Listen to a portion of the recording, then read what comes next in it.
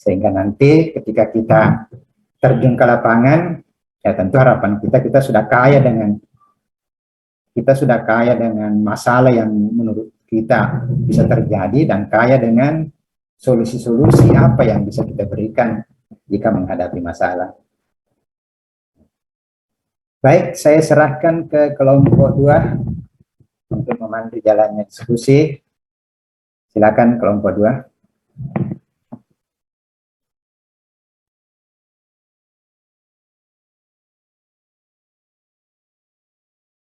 Recording in progress.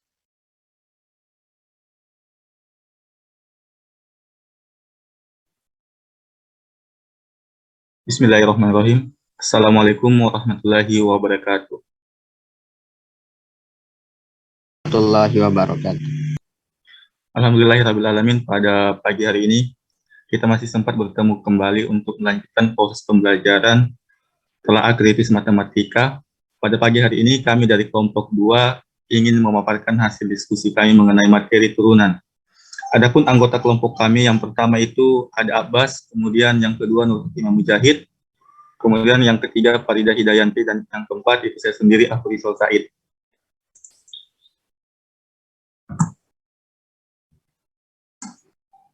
Oke, yang pertama pendahuluan, saya persilakan kepada teman kelompok saya untuk memaparkan. Silakan, Kak. Baik, Assalamualaikum warahmatullahi wabarakatuh. Apakah suara saya kedengaran?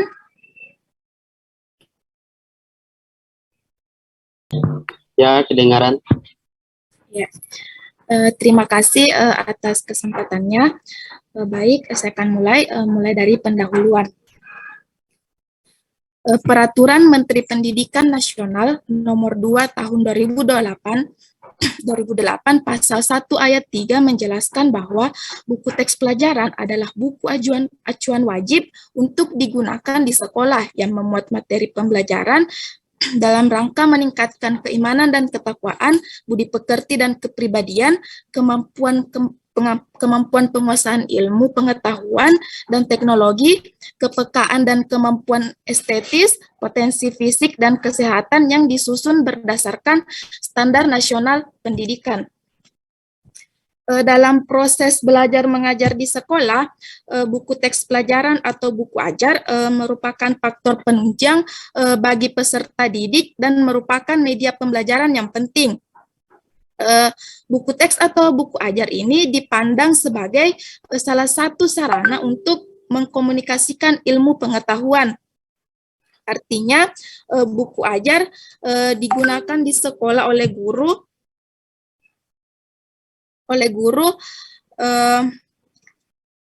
untuk mengkomunikasikan ilmu pengetahuan dan mengkomunikasikan informasi, konsep pengetahuan, dan pengembangan kemampuan sedemikian sehingga dapat dipahami oleh peserta didik maupun guru. Menurut Taqiyuddin dan Janda pada tahun 2020, pengembangan buku matematika merupakan salah satu elemen krusial dari pergerakan revolusi pendidikan matematika menuju ke arah yang lebih baik, maju, dan modern. Peranan penting keberadaan buku mata pelajaran dalam proses pembelajaran merupakan hal yang utama.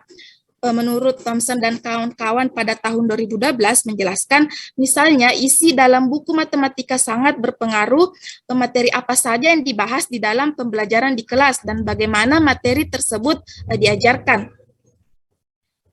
Kajian terhadap buku ajar matematika telah banyak mendapat perhatian dari komunitas peneliti di bidang pendidikan matematika dengan memandang pentingnya upaya memajukan kualitas matematika di Indonesia. Oleh karena itu, Hadar pada tahun 2017 mengatakan bahwa buku matematika dapat berpengaruh secara signifikan terhadap pemahaman siswa tentang suatu konsep dan capaian hasil belajarnya. Fokus utama tujuan pembelajaran matematika dan tujuan kurikulum adalah mengembangkan high order thinking skills atau HOT siswa. Tentunya dalam buku siswa matematika perlu adanya telah kritis terkait level HOT siswa. Menurut Susanto dan Ratmawati, HOTS merupakan kemampuan berpikir yang terdiri atas berpikir kritis, berpikir kreatif, dan pemecahan masalah.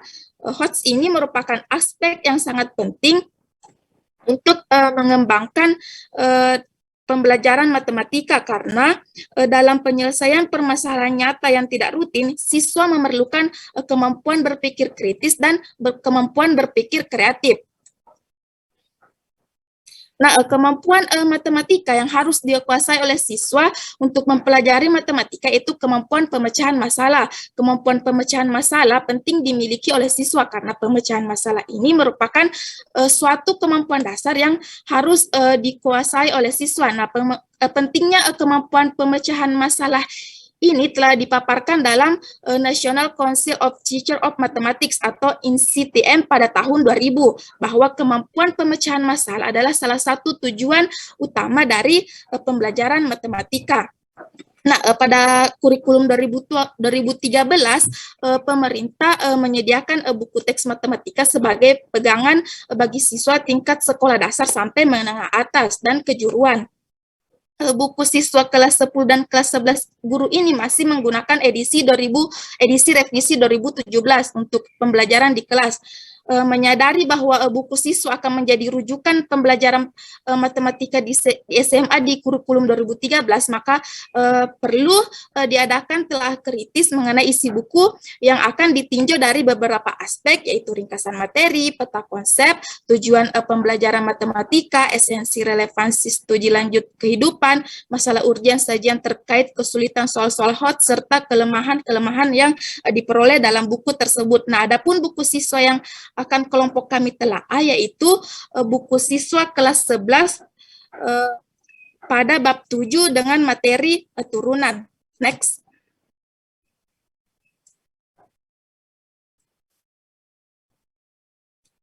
Selanjutnya yaitu ringkasan materi.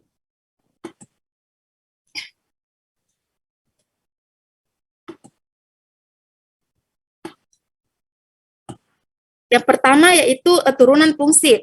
Garis tekan, misalkan F merupakan fungsi yang memetakan R ke R adalah fungsi kontinu dan titik P X1, Y1 dan Q X1 ditambah delta X, Y1 ditambah delta Y pada kurva F. Garis tekan adalah garis yang menghubungkan titik P dan Q dengan gradien yang rumusnya M sekan sama dengan Fx1 ditambah delta X dikurang Fx1 per delta X. Selanjutnya yaitu garis tangan atau garis singgung. Misalkan F adalah fungsi kontinu bernilai real dan titik P X1, Y1 pada kurva. Gradien garis tangan atau singgung di titik P X1, Y1 adalah nilai limit garis tekan di titik P X1, Y1 yang dapat ditulis, rumusnya dapat dilihat pada slide. Next. Selanjutnya, next. Nah, turunan sebagai limit fungsi. Misalkan F merupakan fungsi S yang memetakan S ke R, di mana S subset dari R dengan C dikurang delta X, C ditambah delta X subset dari S dengan delta X lebih besar dari 0. Fungsi F dapat diturunkan pada titik C jika dan hanya jika rumus nilai limitnya dapat dilihat pada slide. Selanjutnya, misalkan F merupakan fungsi yang memetakan S ke R dengan S subset dari R, fungsi F dapat diturunkan pada S jika dan hanya jika fungsi F dapat diturunkan pada setiap titik C di S. Dan yang terakhir, misalkan F merupakan fungsi S yang memetakan ke R, di mana S subset dari R dengan C elemen S dan L elemen R, fungsi F dapat diturunkan di titik C jika dan hanya jika nilai turunan kiri sama dengan nilai turunan kanan. Dapat ditulis rumusnya seperti yang terdapat pada slide. Next.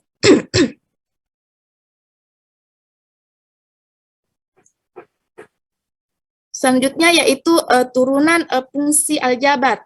Misalkan F, U, dan V adalah fungsi bernilai real pada interval I, A bilangan real dapat diturunkan.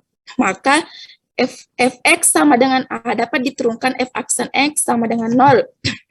Fx sama dengan Ax dapat diturunkan F aksen X sama dengan A. Fx sama dengan Ax berpangkat N. F aksen X-nya sama dengan A berpangkat A dikali X berpangkat N dikurang 1. Fx sama dengan A dikali Ux sama dengan F aksen X-nya yaitu sama dengan A dikali U aksen X. Selanjutnya itu Fx sama dengan A dikali Ux berpangkat N, F aksen X-nya yaitu sama dengan A dikali U aksen X dikali U aksen Ux berpangkat N dikurang 1. Fx sama dengan Ux plus minus Vx, F aksen X-nya yaitu sama dengan U aksen X plus minus V aksen X. Fx sama dengan Ux dikalikan Vx, F aksen X-nya yaitu sama dengan U aksen X dikali Vx ditambah Ux dikali V aksen X. Yang terakhir, Fx sama dengan Ux per Vx, F aksen X-nya yaitu U aksen X dikali Vx dikurangi U aksen X, Ux dikali V aksen X per Vx berpangkat 2. Next.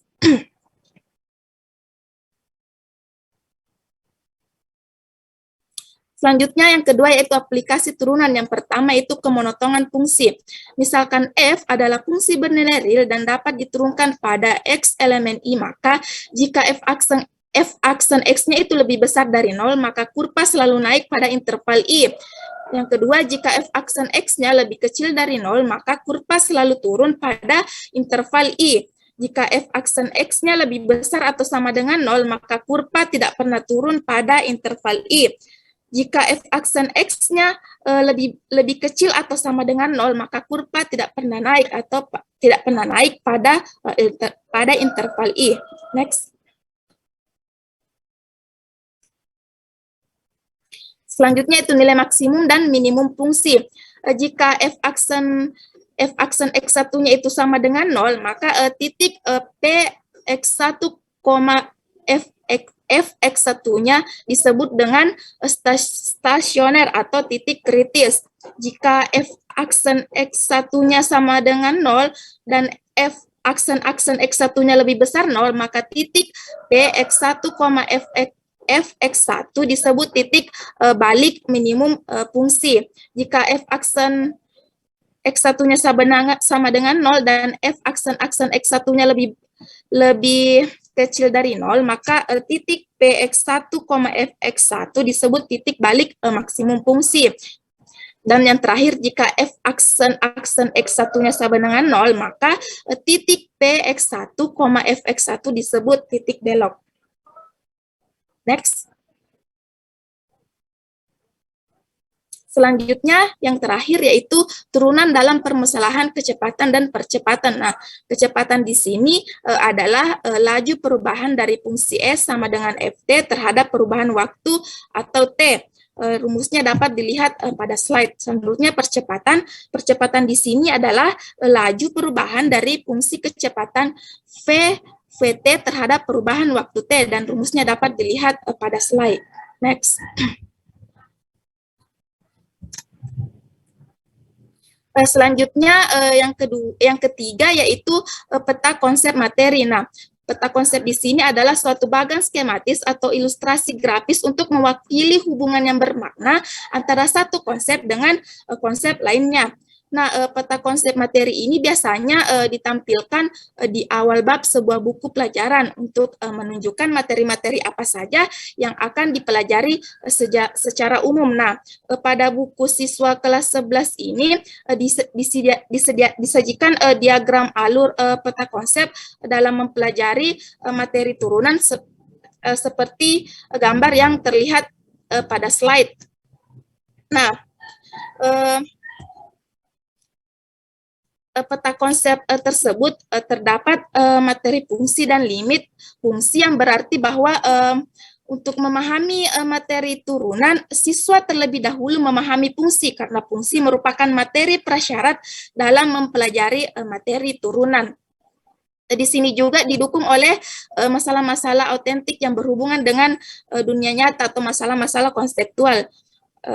yang berhubungan dengan kehidupan sehari-hari sehingga bisa lebih meningkatkan pemahaman siswa. Namun di sini kelompok kami melihat adanya kekurangan pada peta konsep tersebut, yaitu pada peta konsep tersebut tidak memuat beberapa materi. Yang pertama yang seharusnya dibahas pada materi turunan ini, yang pertama itu fungsi aljabar, fungsi turun, dan materi hubungan percepatan dan kecepatan. Nah, adapun peta konsep yang kelompok kami sarankan dapat dilihat pada slide yang berada di sebelah kanan. Baik, itulah tadi materi yang telah saya sampaikan. Saya kembalikan kepada moderator. Oke, terima kasih atas penyampaian materinya. Kemudian saya silakan kepada pemateri kedua untuk memaparkan materinya. Terima kasih atas kesempatannya. Next.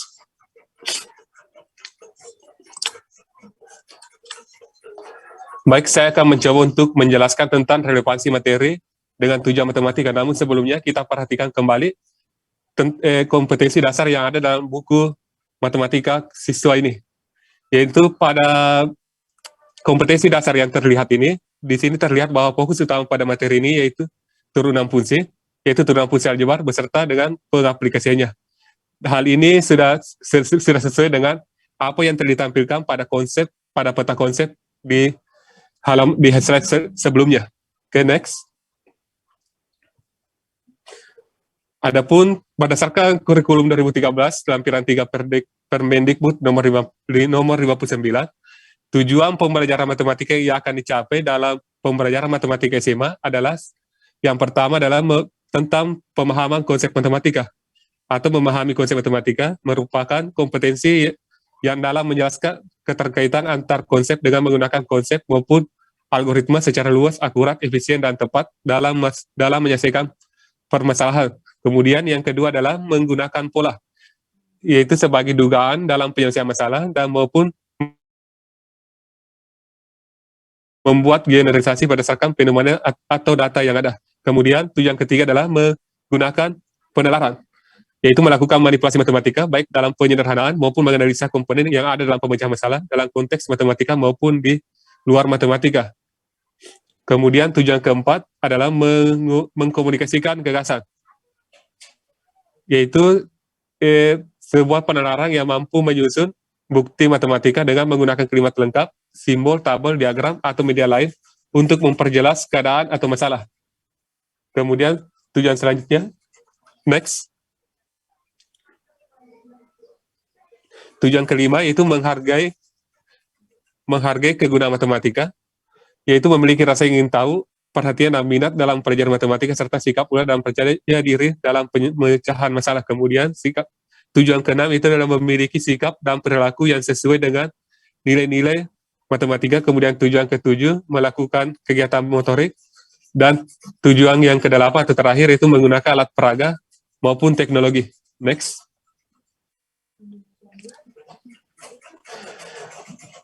Kita masuk ke tujuan pertama, yaitu memahami konsep matematika.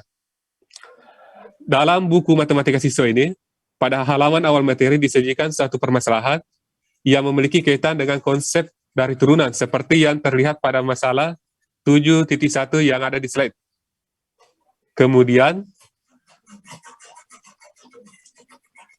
selanjutnya, penyajian pemahaman konsep matematika ini digunakan lebih banyak merujuk kepada definisi dan sifat dalam bentuk fungsi aljabar.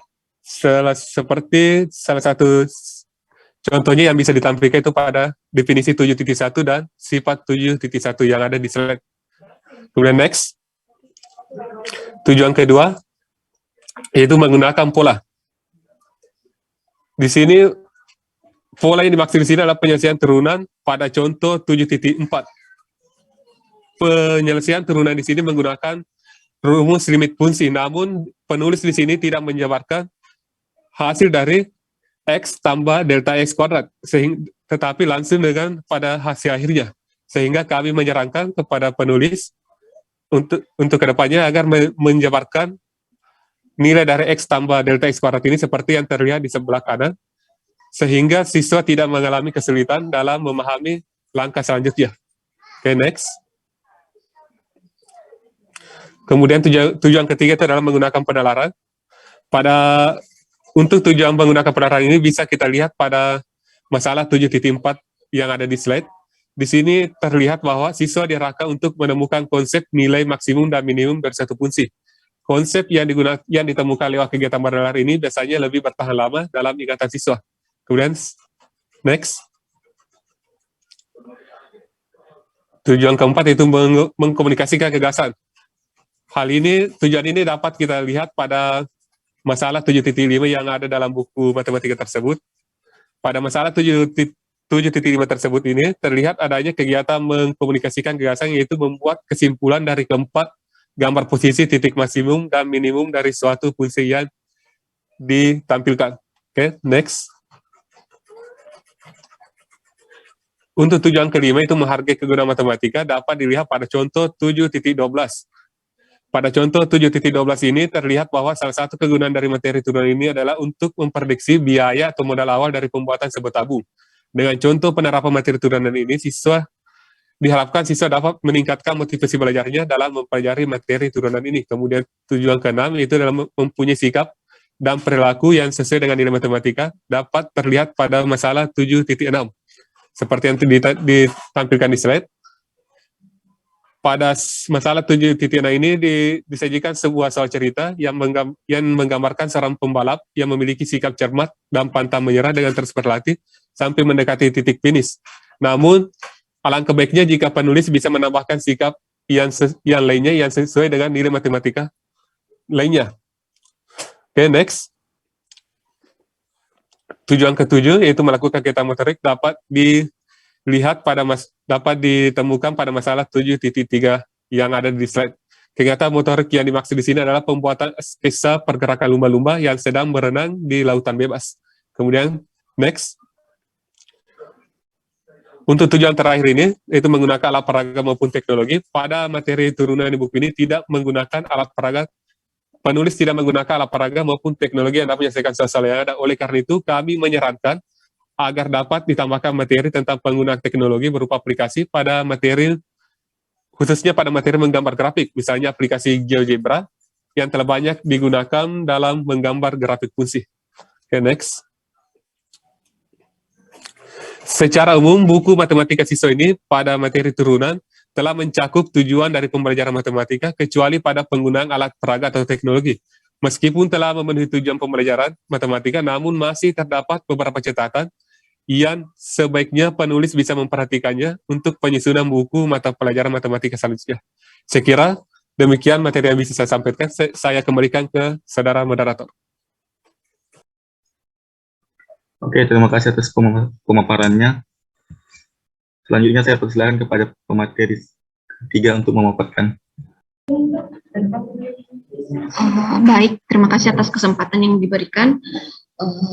Saya akan memaparkan tentang esensi dan relevansi dari satu materi dalam buku ini. Nah, dalam buku ini, esensi dan relevansi materi, penulis telah mencantumkan beberapa pemanfaatan materi turunan di dalam kehidupan sehari-hari. Nah, pada bagian awal dari materi turunan di buku ini, penulis telah memperlihatkan bahwa manfaat turunan di kehidupan sehari-hari itu bisa digunakan dalam permainan Sky. Selain itu, selain dari permainan Sky, penulis juga memaparkan bangunan yang tinggi. Nah, di mana bangunan yang tinggi dengan lantai bertingkat selalu difasilitasi dengan eskalator atau lift. Nah, gerakan lift dan eskalator saat naik dapat diilustrasikan sebagai fungsi naik, sedangkan gerakan lift dan eskalator saat turun dapat diilustrasikan sebagai fungsi turun. Nah, selain itu, pemanfaatan materi turunan dalam kehidupan sehari-hari yang lain yaitu lumba-lumba berenang, di mana lumba-lumba berenang di lautan bebas terkadang terkadang berenang mengikuti kapal yang melaju di sekitarnya. Nah, seorang nelayan melihat seekor lumba-lumba sedang berenang mengikuti kecepatan perahu. Nah, di situ gerakan lumba-lumba berperiode timbul dan tenggelam di permukaan air laut. Nah, sehingga misalkan lumba-lumba kembali ke permukaan setiap 15 detik dan tampak di permukaan selama 3 detik. Di situ kita bisa lihat bagaimana gelombang dari lumba-lumba itu sendiri. Nah, yang ketiga yaitu seorang anak yang menarik sebuah tali, di mana membuat gelombang dari tali dengan menghentakkan tali ke atas dan ke bawah, sehingga kita bisa melihat bahwa gelombang tali memiliki puncak maksimum maupun minimum. Nah, di sini kan materi turunan itu terdapat fungsi untuk mencari puncak maksimum maupun minimum. Yang terakhir yaitu pembalap di arena balap. Nah, jika seorang pembalap melakukan latihan di sebuah arena balap, dia melaju kencang, yang kemudian meninggalkan garis start dengan kecepatan yang diatur dengan baik, sehingga di setiap belokan lintasan dia menurunkan kecepatannya, tetapi berharap dengan secepat mungkin kembali menaikkan kecepatan setelah meninggalkan setiap titik belokan. Demikian dia berlatih mendekati titik finish. Begitupun dengan materi turunan. Di sini kita di dalam materi turunan di sini ada terdapat materi yang mencari titik, fungsi untuk mencari titik. Selanjutnya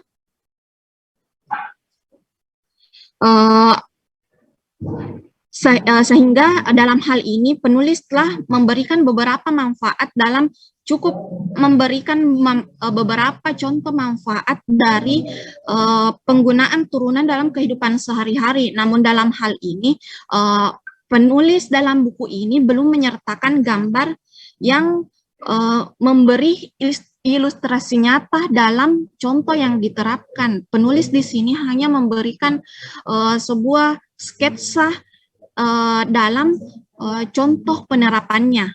Nah, itulah tadi esensi dan relevansi materi dari buku yang kami kaji. Untuk materi selanjutnya, saya serahkan ke moderator.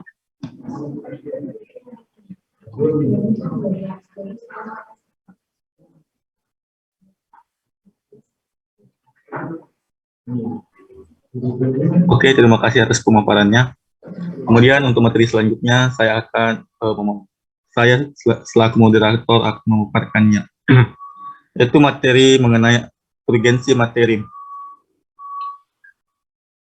Untuk kepentingan penilaian tingkat nasional dengan prinsip bermanfaat dan sederhana, Pusat Penilaian Pendidikan mengkategorikan proses berpikir menjadi 3 level kognitif. Yang pertama itu level pengetahuan dan pemahaman, yang kedua level aplikasi, kemudian yang ketiga level penalaran, di mana yang pertama mengenai level pengetahuan dan pemahaman, mengukur kemampuan untuk mengingat dan memahami pengetahuan yang telah dipelajarinya. Kemudian yang kedua level aplikasi itu mengukur kemampuan menerapkan pengetahuan dalam konteks atau situasi yang familiar atau rutin. Kemudian yang ketiga level penalaran, di mana mengukur kemampuan berpikir tingkat tinggi yang tidak hanya sekedar mengingat dan memahami. Kemudian proses berpikir yang termasuk dalam level ini seperti menganalisis, mengevaluasi, mengkreasi, berpikir logis, kemudian berpikir kritis, berpikir kreatif, kemudian menyelesaikan masalah pada konteks baru atau non-rutin. Kemudian untuk dimensi progres kognitif, di slide sudah ditampilkan mengenai dimensi progres kognitif, di mana ada HOTS, MODS, dan LOTS, di mana MODS itu ada pada bagian mengkreasi, mengevaluasi, dan menganalisis. Kemudian untuk MODS itu mengaplikasi dan memahami. Kemudian untuk LOTS itu mengingat. Untuk dalam uji kompetensi 71, untuk soal pertama itu merupakan soal mods. Kemudian untuk soal nomor 2 termasuk dalam kategori mods juga. Kemudian soal nomor 3 itu masuk dalam kategori mods juga. Kemudian soal nomor 4 masuk dalam kategori loads. Kemudian yang kelima masuk dalam kategori mods. Kemudian dalam uji kompetensi 7.2, soal nomor 1 masuk dalam kategori loads. Kemudian soal nomor 2 masuk dalam kategori mods. Kemudian soal nomor 3 masuk dalam kategori mods. Kemudian soal nomor 4 masuk dalam kategori HOTS. Kemudian soal nomor 5 masuk dalam kategori HOTS. Kemudian soal nomor 6 masuk dalam kategori HOTS. Kemudian soal nomor 7 masuk dalam kategori HOTS. Dan yang terakhir soal nomor 8 masuk dalam kategori HOTS. Kemudian untuk materi selanjutnya mengenai kesimpulan dan saran, saya persilahkan kepada pemateri kelima. Silakan, Kak.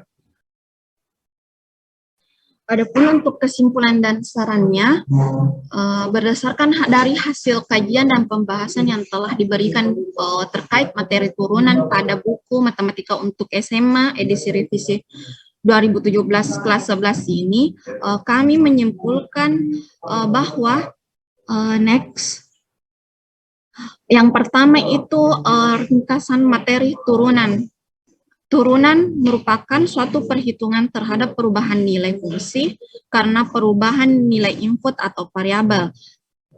Turunan dapat disebut sebagai diferensial dan proses dalam menentukan turunan suatu fungsi disebut diferensiasi.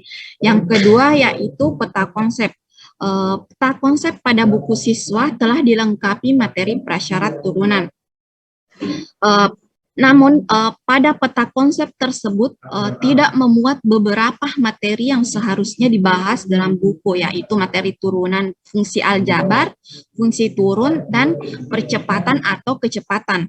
Yang ketiga yaitu buku ini pada umumnya sudah sesuai dengan tujuan pembelajaran karena sudah memuat semua 4 tujuan pembelajaran.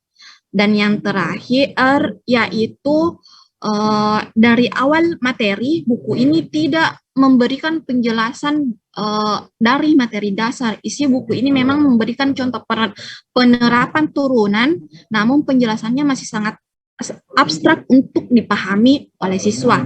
Nah, adapun saran kami sebagai pemateri, berdasarkan dari hasil kajian tim penulis, kami mengemukakan 3 saran. Yang pertama yaitu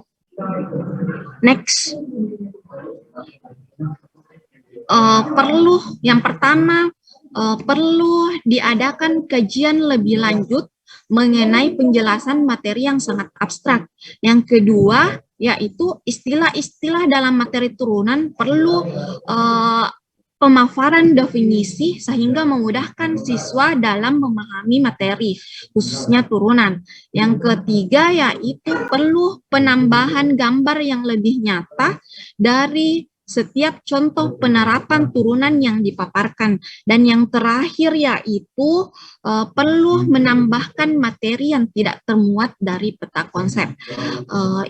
Sehingga itulah tadi penjelasan atau pemaparan materi dari kelompok kami. Selanjutnya saya serahkan ke moderator.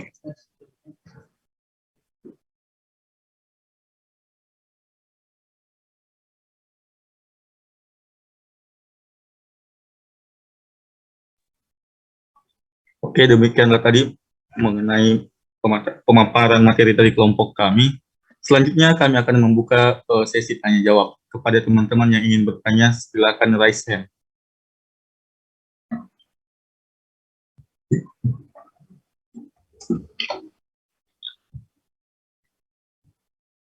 Oke, yang pertama silakan kepada Saudari Tutut untuk bertanya.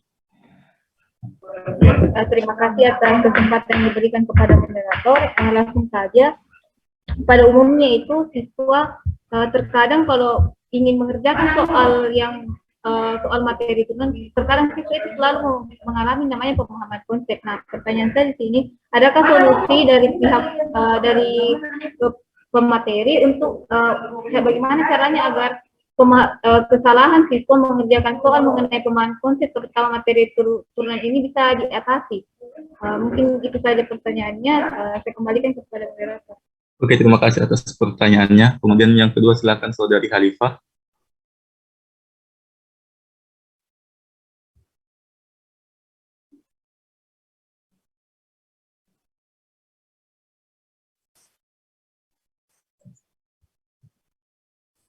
Tidak kedengaran suaranya. Maaf, tidak kedengaran? Kedengaran nih? Iya, kedengaran enggak? Ayo. Oke, saya ulangi. Nah, materi turunan ini kan merupakan salah satu materi yang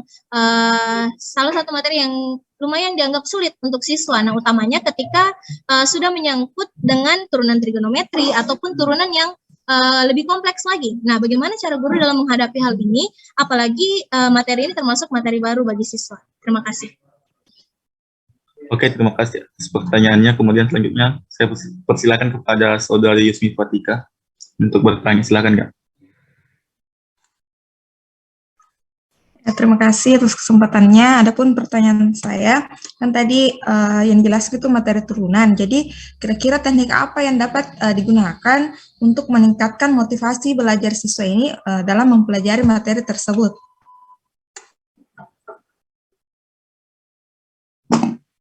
Oke, terima kasih atas pertanyaannya. Kemudian untuk penanya keempat, saya persilakan kepada Saudari Ramlah.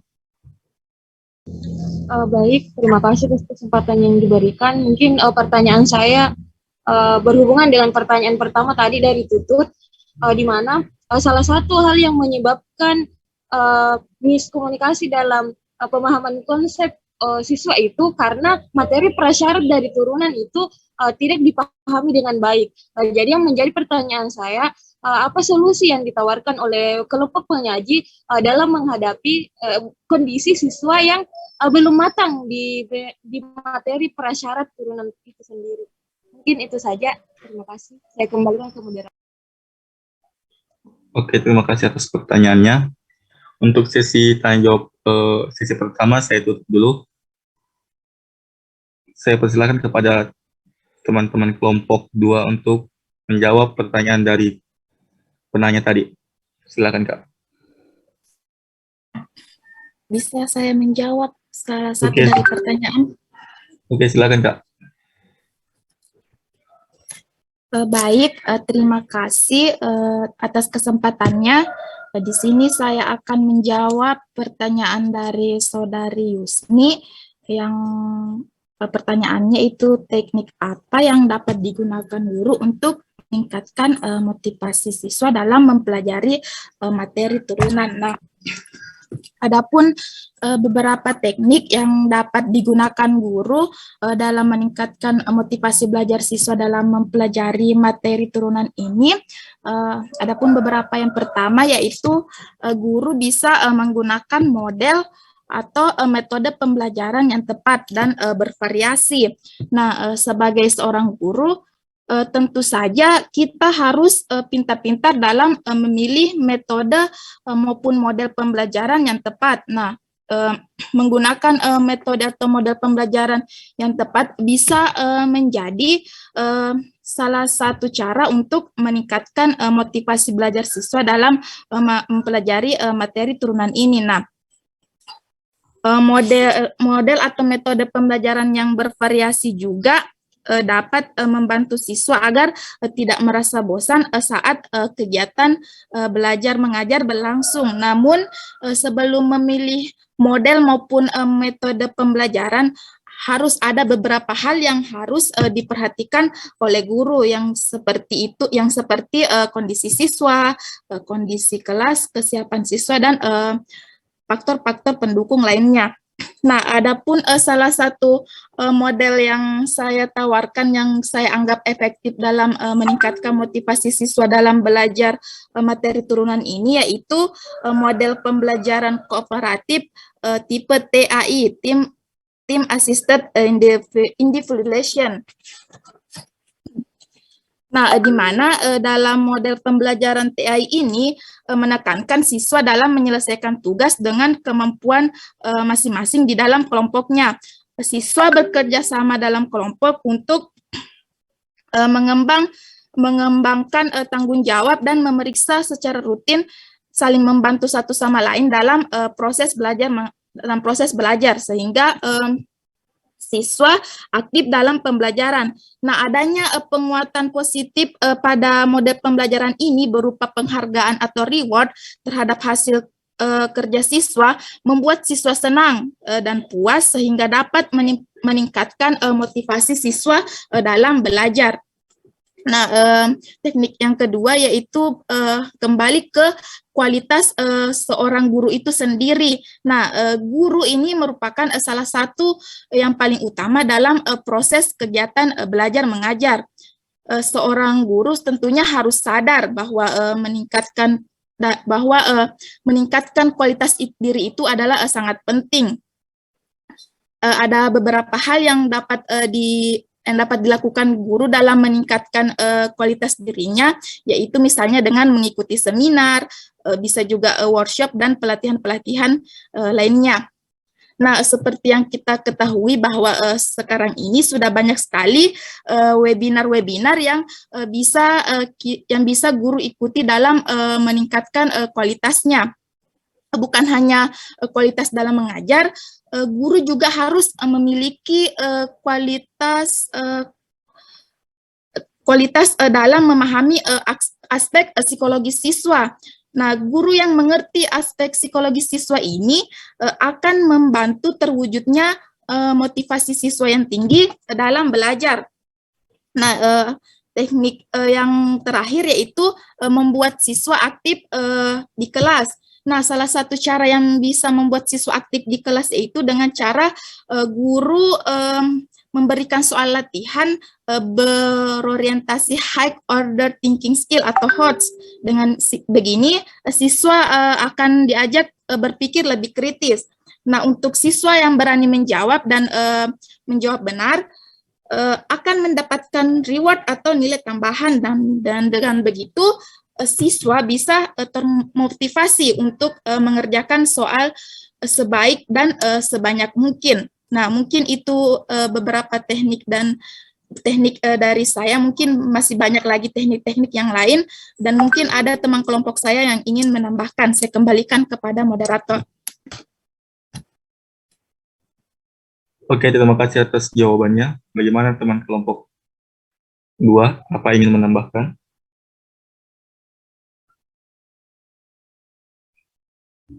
Kalau tidak ada, saya kembalikan ke saudari penanya. Silakan. Bagaimana, Kak? Iya, saya pikir sudah sangat jelas. Ya, terima kasih. Oke, terima kasih, Kak, atas pertanyaannya. Kemudian untuk pertanyaan selanjutnya, saya silakan kepada kelompok 2 untuk menjawabnya. Saya, Kak. Oke, silakan, Kak Nur Hakimah. Untuk pertanyaan saudari Tutut, pertanyaannya tadi, bagaimana solusi yang dapat ditawarkan oleh pemateri agar kesalahan konsep dapat diatasi pada materi turunan? Seperti itu ya pertanyaannya. Iya. Baik, terdapat yang namanya remediasi. Remediasi itu adalah program perbaikan yang diberikan guru kepada siswa untuk mengatasi masalah siswa dalam belajar. Nah, di sini berdasarkan jenis-jenis kesalahan yang dilakukan oleh siswa, maka program remediasi dapat dilakukan dengan guru mengulangi materi secara singkat yang dirasa masih banyak siswa yang melakukan kesalahan seperti pada pengertian turunan, dan guru menjelaskan kembali mengenai sifat turunan. Dan guru di sini dapat menjelaskan juga kembali mengenai sifat aturan rantai yang kemudian setelah itu guru memberi soal kembali terkait dengan kesalahan-kesalahan yang dilakukan oleh siswa setelah itu guru dapat menganalisis apakah ada peningkatan atau tidak, sehingga apabila masih ada siswa yang masih belum mengerti atau masih saja melakukan kesalahan, guru dapat memberikan tugas individu kepada murid yang bersangkutan.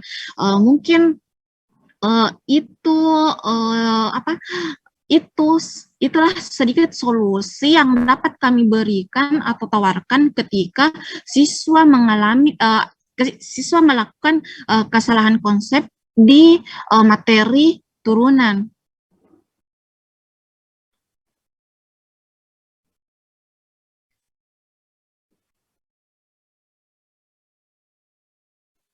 Oke, bagaimana saudari penanya?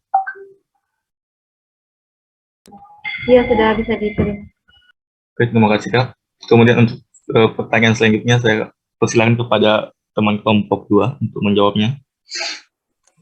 Baik, saya coba akan menjawab dari pertanyaan dari saudari Halipah tadi tentang bagaimana cara seorang guru bisa mengajarkan materi turunan ini yang bagi sebagian siswa itu merasa kesulitan dalam mempelajari materi tersebut. Apalagi materi ini masih terbilang baru bagi siswa tersebut. Jadi ada beberapa cara yang bisa dilakukan oleh seorang guru, yaitu pertama, memberikan contoh penerapan turunan dalam kehidupan sehari-hari. Misalnya, materi turunan yang paling umum yang digunakan dalam yang paling umum itu adalah penentuan nilai maksimum dan minimum yang banyak digunakan dalam menentukan keuntungan terbesar misalnya dalam dunia usaha.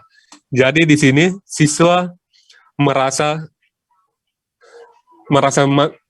sangat membutuhkan materi ini apabila kedepannya nanti dia sudah terjun ke masyarakat untuk di mana di sini untuk melakukan meningkatkan usahanya. Kemudian yang kedua itu adalah pastikan bahwa siswa sudah menguasai materi persyarat yang dibutuhkan dalam materi ini. Namun jika masih belum menguasai,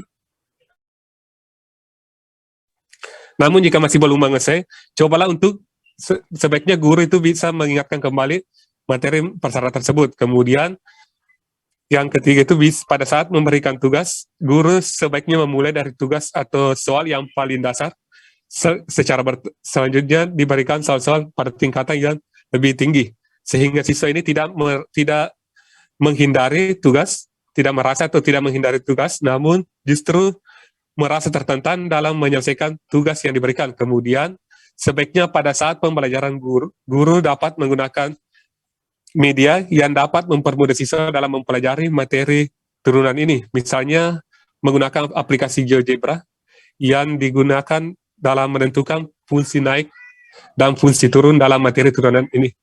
Saya kira demikian yang bisa saya berikan jawaban atas pertanyaan dari saudari Halipah.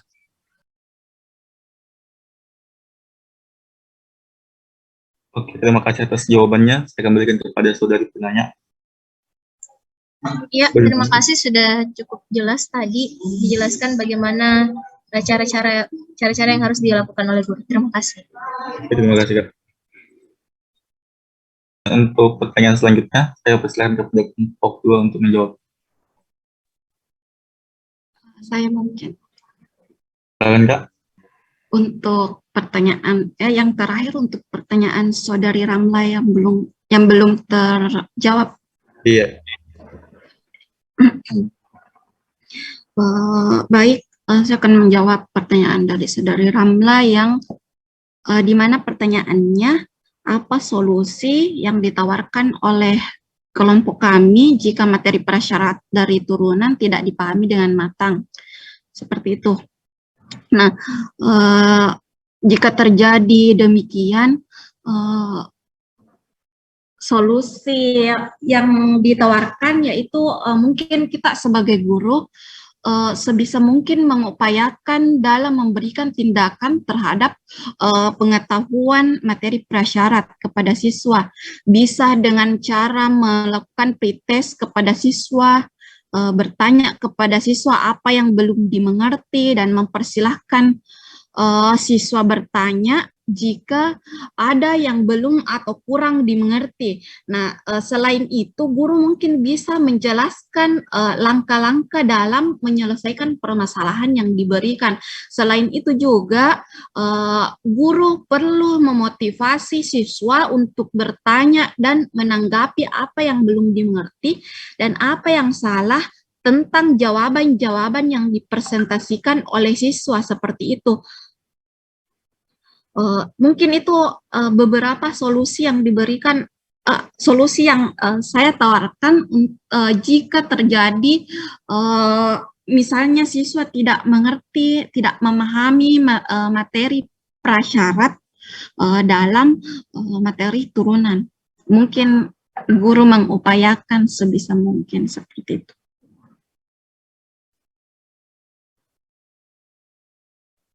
Oke, terima kasih atas jawabannya. Saya kembalikan kepada saudari penanya. Bagaimana, Kak? Baik, saya rasa cukup jawabannya tadi, di mana untuk menangani permasalahan tersebut butuh beberapa tindakan dari guru. Mungkin itu saja, terima kasih atas jawabannya. Oke, terima kasih atas saudari penanya. Kemudian untuk sesi pertama semua telah jawab. Kemudian selanjutnya saya buka untuk sesi kedua. Silakan kepada teman-teman yang ingin bertanya.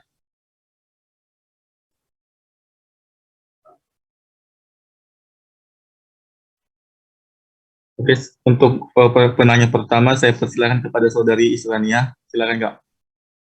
Baik, terima kasih atas kesempatan yang diberikan kepada saya. Yang ingin saya tanyakan di sini adalah bagaimana pendapat pemateri terkait dengan kurikulum pembelajaran di Indonesia yang selalu berubah-ubah, di mana hal ini pasti akan mempengaruhi proses pembelajaran di sekolah. Misalkan saja pada kurikulum KTSP dulu untuk materi matriks itu diajarkan di kelas 12, pada kurikulum K13 sekarang untuk materi matriks itu diajarkan di kelas 11. Terima kasih.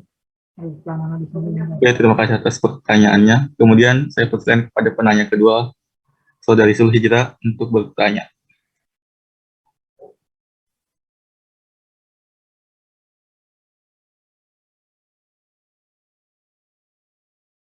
Tidak kedengaran, Pak. Ya. Sudah kedengaran? Sudah. Kira-kira masalah apa saja yang kemungkinan akan dihadapi oleh siswa di masa yang akan datang apabila materi turunan ini dihapuskan dalam kurikulum? Oke, terima kasih atas pertanyaannya. Kemudian silakan untuk penanya ketiga dari saudari Vivi. Baik, bagaimana cara agar siswa bisa mengembangkan kemampuan berpikir tingkat tingginya terhadap materi turunan, sedangkan penyelesaian masalah yang biasa saja, siswa masih mengalami kesulitan dalam menyelesaikannya. Oke, terima kasih atas pertanyaannya. Kemudian untuk penanya keempat, saya persilakan kepada saudari Adinda. Silakan, Kak. Baik, terima kasih atas kesempatan yang diberikan. Nah, yang ingin saya tanyakan di sini yaitu menurut pemateri, bagaimana cara menumbuh kembangkan perhatian atau fokus belajar siswa dalam pembelajaran materi turunan ini agar siswa dapat belajar secara maksimal dan memperoleh hasil belajar yang baik pula. Terima kasih. Oke, terima kasih atas pertanyaannya. Kemudian saya persilakan kepada kelompok 2 untuk menjawab pertanyaan.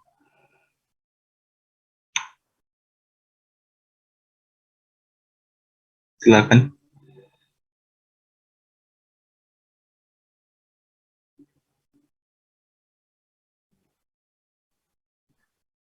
Saya. Oke, silakan, Kak. Untuk pertanyaannya Kak Isrania. Iya. yang bagaimana pendapat dari pemateri terkait dengan kurikulum pembelajaran yang berubah-ubah. Baik, menurut saya, kedengaran Ki suara? Ya, kedengaran. Menurut saya perubahan kurikulum berdampak baik dan buruk bagi mutu pendidikan, di mana dampak baiknya yaitu pelajar bisa belajar dengan mengikuti perkembangan sama yang semakin maju, tapi didukung dengan faktor-faktor seperti kepala sekolah, guru, tenaga pengajar, siswa didik, bahkan lembaga itu sendiri. Nah, di mana kepala sekolah harus berhubungan baik dengan atasannya dengan membina hubungan baik dengan bawahannya. Lalu guru juga harus bermutu. Maksudnya guru harus memberi pelajaran yang dapat dicerna oleh peserta didik. Yang kemudian siswa juga harus bermutu. Maksudnya siswa dapat belajar dengan baik, giat belajar, serta kritis dalam setiap pembelajaran. Nah, adapun dampak negatifnya yaitu mutu pendidikan menurun dan perubahan kurikulum yang begitu cepat menimbulkan masalah-masalah seperti menurunnya prestasi siswa. Hal ini dikarenakan siswa tidak dapat menyesuaikan diri dengan sistem pembelajaran pada kurikulum yang baru. Perubahan ini juga berdampak pada sekolah, di mana visi dan misi suatu sekolah yang sedang ingin dicapai terganggu dengan perubahan kurikulum tersebut. Seperti itu mungkin jawaban dari saya. Saya kembalikan Bisa saya ke tambahkan? Oke, Bisa silakan. saya tambahkan sedikit? Ya, Baik, sebenarnya perubahan kurikulum ini memang sangat diperlukan dalam menghadapi perubahan zaman, namun pergantian atau perubahan kurikulum ini harus melalui sebuah perencanaan yang sangat matang. Bahkan istilah perubahan atau pergantian itu sebaiknya diubah atau diganti menjadi di-upgrade atau perbaikan kurikulum. Artinya kurikulum yang lama itu tetap berjalan, hanya beberapa sisi saja yang mengalami perubahan yang dianggap diperlukan dalam menghadapi perubahan dan tantangan zaman. Nah, yang menjadi masalahnya adalah tidak adanya standar waktu sampai kapan dan berapa lama sebuah kurikulum itu diterapkan. Seharusnya ini harus ada dalam perencanaan sistem pendidikan nasional kita, sehingga ada kesinambungan. Nah, ada kesinambungan antara kurikulum yang telah diterapkan saat ini dengan kurikulum yang akan direncanakan pada periode selanjutnya. Namun yang sangat disayangkan yang berlaku atau yang telah terjadi di negara kita ini, bahwa perubahan kurikulum ini sifatnya ini hanya lebih bersifat politis. Artinya yaitu ganti menteri maka kurikulum juga diganti. Demikian yang bisa saya tambahkan. Oke, terima kasih atas jawabannya. Saya kembalikan kepada saudari penanya. Bagaimana? Terima kasih atas jawabannya, bisa dipahami. Oke, terima kasih, Kak. Kemudian untuk pertanyaan selanjutnya, saya persilakan kepada kelompok 2 untuk menjawabnya.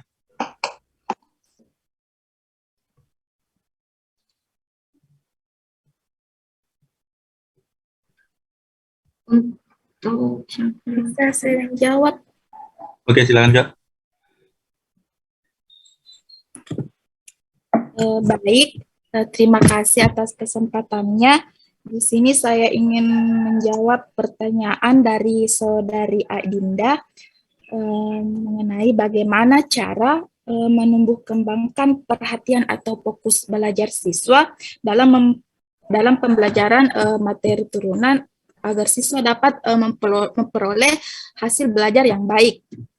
Nah, salah satu syarat agar tujuan pembelajaran bisa tercapai adalah ketika siswa memperhatikan atau fokus dan bersungguh-sungguh dalam mengikuti proses pembelajaran. Siswa bisa memahami materi apabila siswa tersebut memperhatikan penjelasan guru dengan baik. membuat siswa fokus dalam mengikuti pembelajaran, semua tergantung pada seorang guru dalam mendesain perencanaan pembelajaran. Nah, adapun beberapa cara yang dapat ditempuh oleh guru dalam menarik perhatian siswa agar lebih fokus dalam pembelajaran. Salah satunya yang pertama itu kita seorang guru bisa menggunakan media pembelajaran. Nah, mengajar dengan menggunakan metode ceramah tentunya akan berbeda dengan mengajar dengan menggunakan media pembelajaran.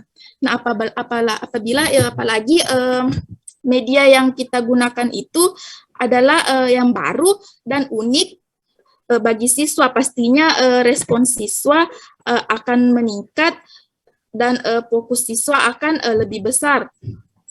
Nah, kita bisa membuat media pembelajaran dengan bahan-bahan yang ada, bisa juga menggunakan misalnya PowerPoint, video animasi, dan media pembelajaran yang disebutkan oleh teman kelompok saya tadi, salah satunya itu GeoGebra.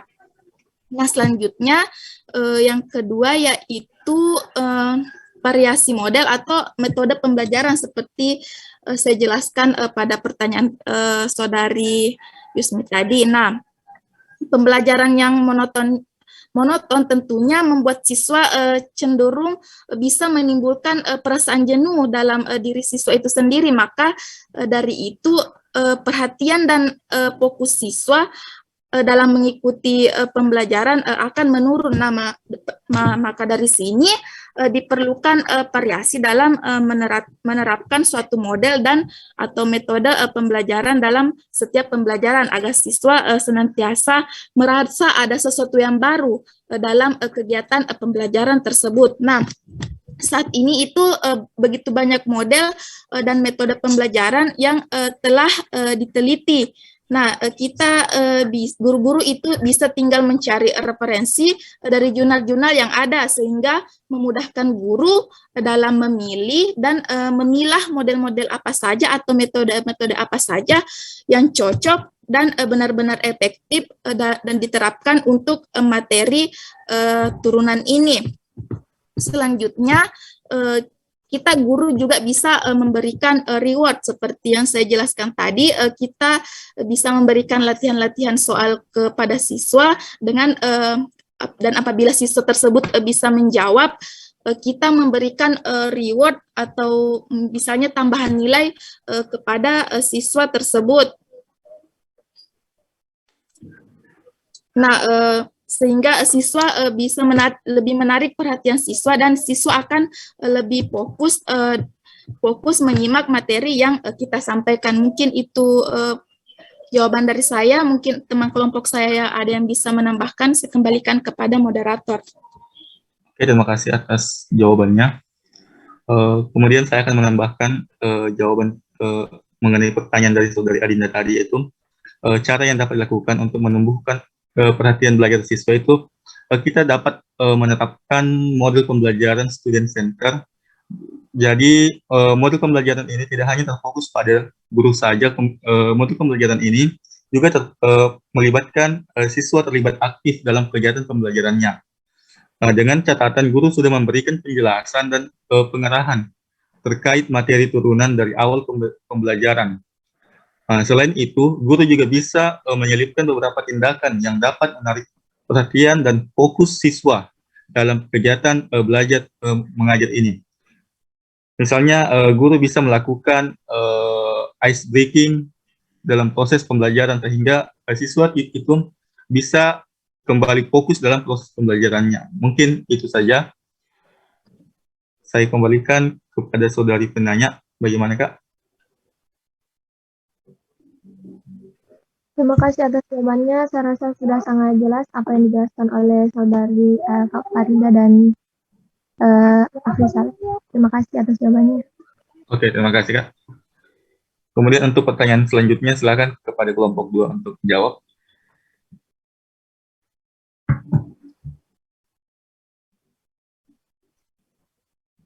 Untuk saya.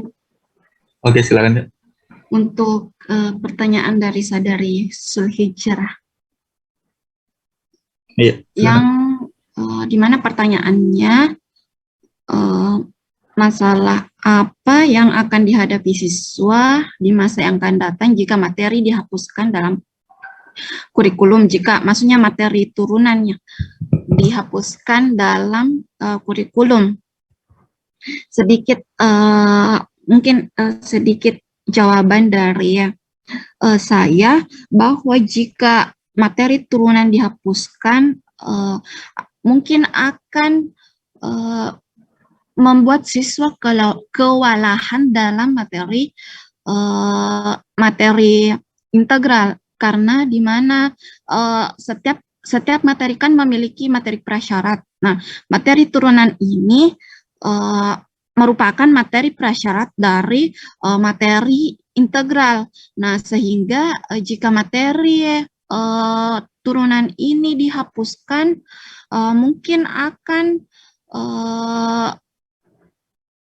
mungkin saja kita sebagai guru akan kewalahan dalam mengajar integral, dan mungkin juga siswa akan tidak memahami kurang memahami mungkin sedikit sulit untuk memahami konsep turunan konsep integral seperti itu. Mungkin ada teman-teman dari kelompok 2 yang ingin menambahkan jawaban dari saya. Bisa saya tambahkan? Oke, silakan Kak. Baik, masalah yang akan dihadapi di masa mendatang apabila materi turunan ini dihapuskan, kelompok kami itu menurut kelompok kami siswa ini yang siswa sebagai generasi penerus bangsa ini akan menurunkan kemampuan analisis matematisnya yang dapat mempengaruhi perkembangan teknologi dalam kehidupan yang lebih banyak membutuhkan analisis. Misalnya saja seorang arsitek itu kan nantinya akan mengalami kesulitan dalam membuat konstruksi bangunan yang kokoh dan indah apabila arsitek tersebut tidak menggunakan atau mengaplikasikan konsep turunan ini. Jadi seperti itu.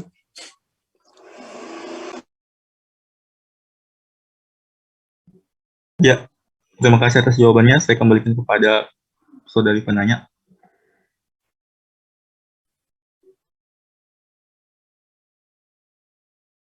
Bagaimana, Kak? Tidak Terima kedengaran. kasih atas jawaban yang telah Oh iya. saya rasa sudah cukup. Oh iya. Terima kasih Kak atas pertanyaannya.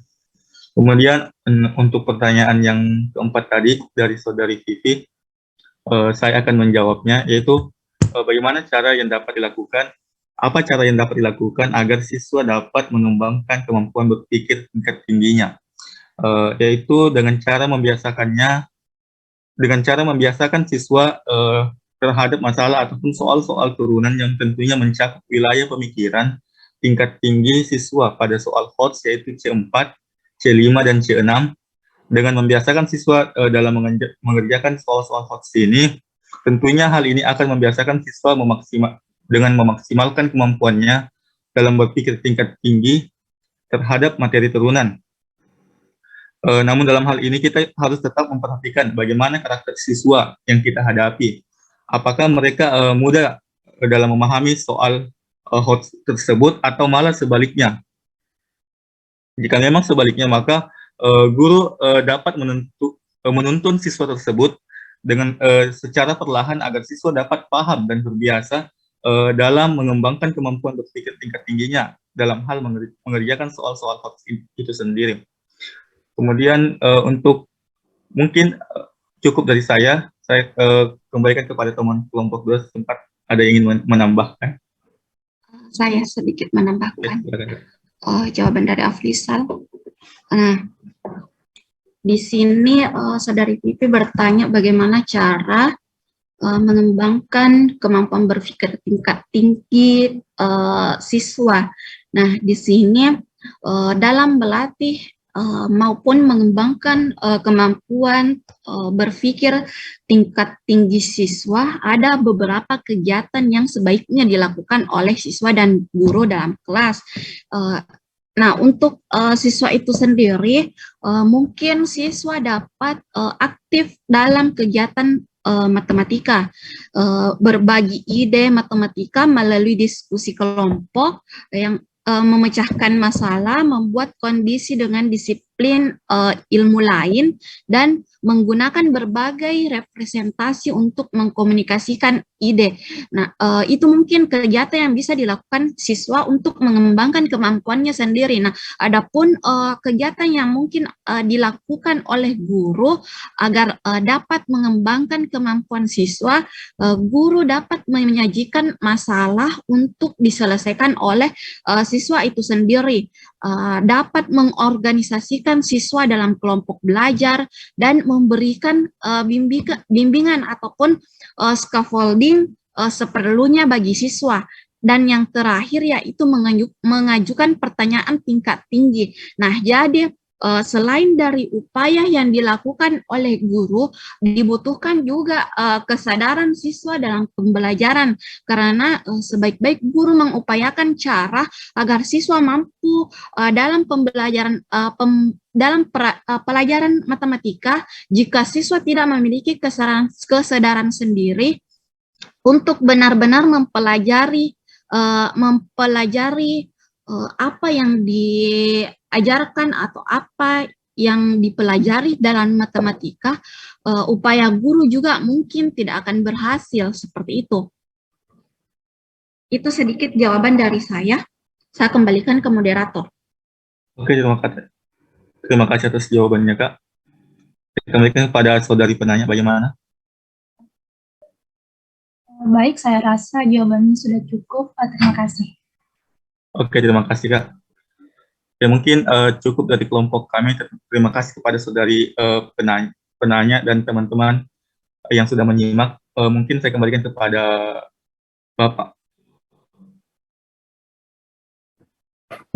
Ya, terima kasih. Kelompok 2 sudah memaparkan cukup bagus, panjang lebar, secara mendalam. Apalagi tadi dilanjutkan dengan berbagai diskusi dan pertanyaannya juga cukup lengkap ya. Bahkan begitu lengkapnya sehingga justru lebih banyak menyinggung ke masalah-masalah umum. Ya, walaupun tetap ada kaitannya turunan, tapi saya melihat permasalahan-permasalahan tadi beberapa itu sebenarnya berlaku untuk semuanya ya. Misalnya bagaimana memotivasi, bagaimana materi prasyarat, bagaimana memfokuskan, dan sebagainya. Ini itu sebenarnya berlaku untuk semua materi, jadi bukan hanya turunan ini saja, dalam artian bahwa kalau kita bisa memberikan solusi dari pertanyaan-pertanyaan ini tadi, maka solusi itu berlaku juga untuk materi-materi lain. Itu yang saya maksud ya. Kita perlu ingat bahwa memang seorang guru itu dibekali dengan kemampuan. Kita mungkin masih mengingat ada yang disebut, ada berapa itu kemampuan dasar mengajar guru? Ada yang masih ingat? Biasanya ada, kalau misalnya seorang guru itu ada namanya kemampuan dasar atau apakah itu? Keterampilan dasar mengajar ya. Keterampilan dasar mengajar, ada berapa yang dia harus dibekali pada seorang guru?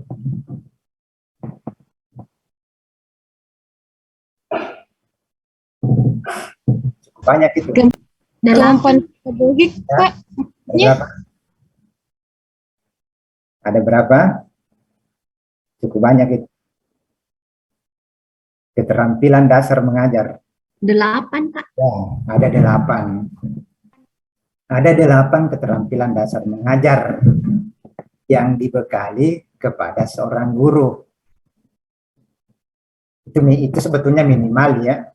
Minimal, tentu perlu ditambahkan berdasarkan nanti pengalaman-pengalaman bisa dikembangkan yang 8 itu. Tapi itu 8 itu perlu dikuasai, kan itulah namanya saja keterampilan dasar. Dasar artinya itu pondasi. Masih perlu nanti dikembangkan seiring dengan pengalaman ketika mengajar. Dan kalau keterampilan dasar mengajar itu kita kuasai dengan baik, maka itu bisa menjawab beberapa tadi pertanyaan-pertanyaan ini. Pertanyaan ini ya. Seperti misalnya memotivasi, kalau dasar tadi ada memotivasi ya. Ya, memotivasi di materi turunan sama dengan memotivasi di materi lain, misalnya integral, limit, geometri dan sebagainya.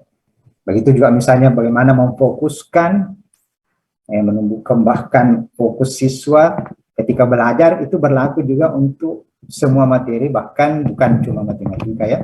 Yang saya maksud tadi bahwa beberapa pertanyaan ini kalau kita jawab sebenarnya berlaku untuk bukan hanya turunan tapi berlaku untuk materi secara keseluruhan. Misalnya untuk memfokuskan itu ya tentu banyak upaya ya. Tadi sudah disebutkan sebenarnya upaya-upaya. Salah satu adalah variasi. Itu kan salah satu keterampilan salah satu dari 8 keterampilan mengajar adalah keterampilan melakukan variasi. Variasi apa ya? Variasi dengan berbagai hal. Misalnya variasi metode, variasi alat-alat, atau variasi media. Ya, kan bisa disiapkan beberapa media ya, mungkin lebih dari satu. Nah, kalau dengan media ini ternyata kelihatan anak tidak fokus, tidak termotivasi, dan tidak yang lainnya ya, ya kita bisa ubah dengan media yang lain lagi, sehingga bisa memfokuskan perhatian siswa, bisa memotivasi mereka, bisa memberi pemahaman dengan baik. Itu variasi media. Begitu juga variasi metode. Ya, mungkin divariasikan, jadi tidak bisa juga dikatakan misalnya, oh metode ini yang paling bagus. Ya tentu tidak boleh kita memegang satu metode ya. Orang biasa mengatakan metode itu yang memegang metode sama dengan tidak boleh kita memegang satu bahwa inilah yang saya harus pegang, karena belum tentu cocok untuk materi-materi tertentu, atau bisa saja cocok tapi itu kan bisa membosankan ya kalau itu terus. Nah, dengan berbagai metode itu bisa mengatasi masalah-masalah tadi seperti memotivasi anak, memunculkan fokusnya, dan berbagai masalah-masalah ya yang biasa muncul. Dengan variasi metode itu, itulah sebabnya biasa di perencanaan itu kadang-kadang metode tidak satu ya. Ada beberapa metode biasa dicantumkan, ya itu salah satu tujuannya sebenarnya adanya variasi-variasi itu diharapkan siswa tidak bosan, karena katakanlah kita mengajar 1,5 jam,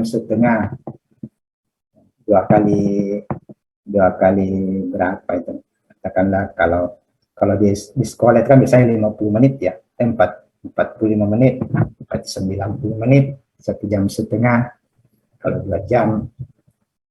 Dengan waktu yang begitu lama, kalau kita misalnya berceramah terus, yakin saja pasti bosan. Atau anak-anak disuruh berdiskusi terus, ya bisa juga bosan ya, berdiskusi selama 1,5 jam, 1 jam lebih. Itulah perlunya variasi. Nah, intinya sebenarnya kembali kepada gurunya. Kemauan guru untuk melaksanakan kewajibannya dengan baik. Dan itulah yang tersulit sebenarnya. Itu yang tersulit ya. Cara, metode yang sudah ditawarkan oleh para ahli berdasarkan pengalaman, berdasarkan teori sebetulnya sudah lengkap. Kalau kita baca semua teori, baca saran-saran ahli, itu sebetulnya sudah lengkap. Bisa dikatakan sebenarnya sudah ada semua. Persoalannya sekarang, apakah mau digunakan atau tidak? Apakah kita mau menerapkan atau tidak? Disitulah sebetulnya inti persoalannya.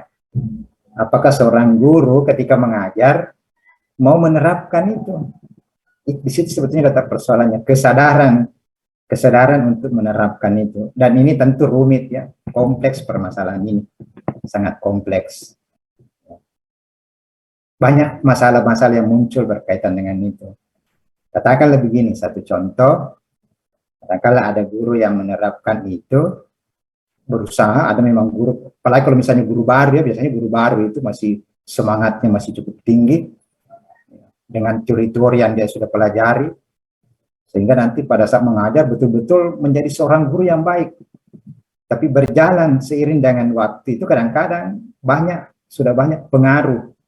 Misalnya dengan melihat guru yang lain yang asal-asalan mengajar, nah di situ juga dia sudah mulai, saya ini sudah capek ini begini semester yang lain santai-santai saja, akhirnya bisa terpengaruh. Seperti itu saya juga, seperti itu saja.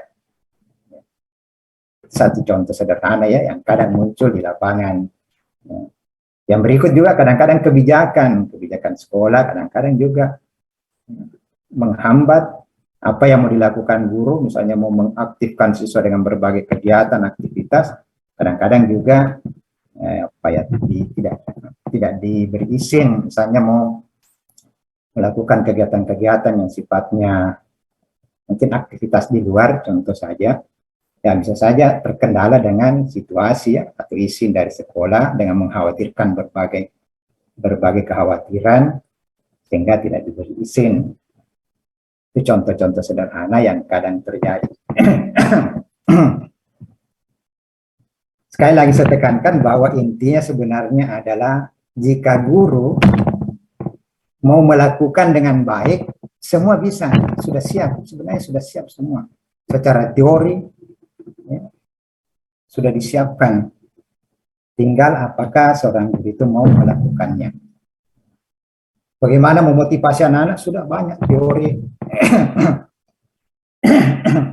Maaf, sudah mulai ada serak-serak ini.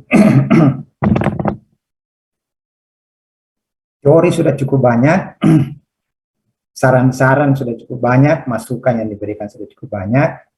Nah, ketika guru mau melakukan itu, saya yakin anak-anak bisa termotivasi, anak-anak bisa fokus, anak-anak bisa memahami dengan baik materi, kalau benar-benar pembelajaran dimaksimalkan. Nah, persoalannya sekarang, ada berapa guru yang mau melakukan itu. Nah, mungkin bisa diadakan penelitian ya, bisa dilakukan penelitian mengenai optimalisasi atau bagaimana seorang guru memaksimalkan pelaksanaan pembelajarannya. Tentu merujuk ke teori-teori ya, bahwa apakah guru melakukan ini dan sebagainya. Banyak kan yang harus dilakukan guru. Kalau kita adakan penelitian itu bisa kita lihat berapa persen yang mau melakukan tugasnya dengan maksimal. Nah, nanti kita kaitkan dengan hasilnya. Guru yang mengajar itu di kelas mana mengajar, dibandingkan dengan guru. Jadi bisa ini satu penelitian juga ya. Saya tidak tahu apakah sudah pernah ada yang mengangkat. Cuma saya terpikirkan ini dengan banyaknya masalah yang muncul di dalam kelas. Apakah ada yang pernah meneliti? Ini bahkan bisa jadi tesis itu kayaknya. Mengaitkan antara guru memaksimalkan pembelajarannya dengan hasil belajarnya siswa.